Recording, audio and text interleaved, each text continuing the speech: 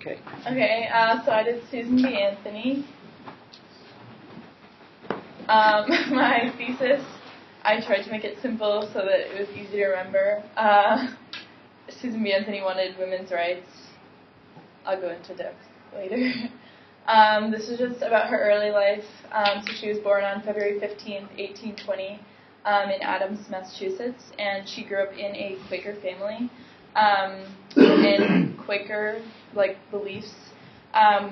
One of the big ones that definitely influenced Susan B. Anthony was Quakers believed in equality for everyone, including women, which was not common at the time, obviously.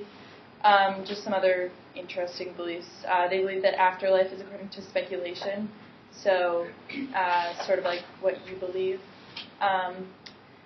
Also, they believed that, or they acknowledged that everyone sins, and that just because someone sins, they're not a bad person, which I thought was interesting. Basically, bottom line of Quakers is that they believe in peace, and they think it's important, and equality as well. Susan's family was an activist family, which I think has also really influenced her to become the person that she later became.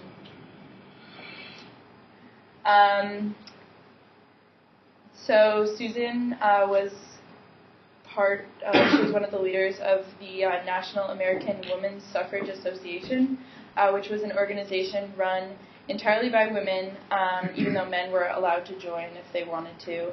And they basically worked to secure women's rights to vote. I just thought this was interesting, and I should include it. Yeah, women's rights.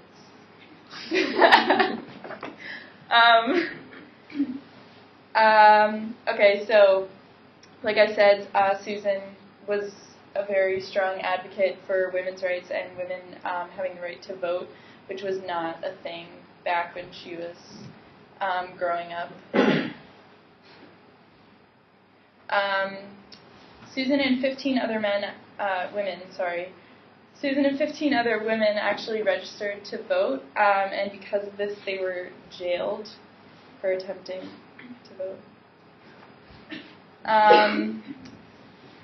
Susan worked with others and went to a bunch of different congresses to present their ideas.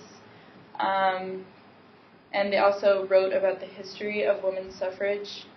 And then, not in her lifetime, unfortunately, but in 1920, the amendment finally passed and women's rights became